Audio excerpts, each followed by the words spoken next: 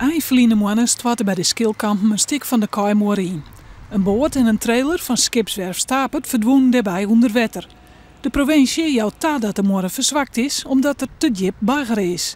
Voor de bouwvak wordt er nog stienst wat aan de kanten. In het eerste plak is er sprutsen troch met ambtenaren met de bewenners van de Skilkampen. Dat is de zwaaikom die achter het stikluid wat instatten is. Daar is sprutsen oer. Hoe kunnen we nou het beste zorgen dat het net nog een keer plak vindt dat het instatten wordt.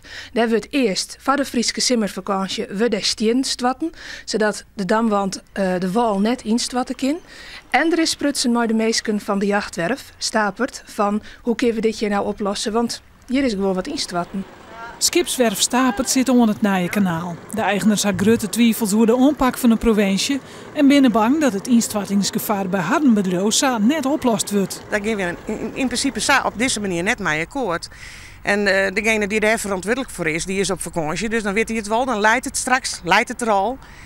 Ja, en dan wordt het een grote juridische touwtrekkerij en daar hebben wij geen nacht in. Bij Skipswerf Stapert was ze zwart op wit had dat zij net voor de kosten opdraaien als er op een nijskee ontsteert aan de Kaaimoor of skippen die te bergje. Er had Joert nog contact west tussen de deputaire en de eigenaar van Stapert. Beide partijen zullen nogmaals impeteren. Wij wonen eigenlijk het liefste de damwand om het hele terrein heen.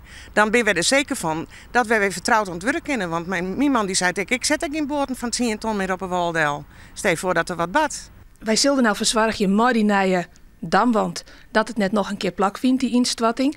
Maar wij staan überhaupt wat er ik plak vindt voor die skeer. Want als de provincie ergens aan het werk is, Baggerien in dit geval, en oren meesken hebben er last van. En dat mag net voor hun rekening komen, dan stiet de provincie daarvoor.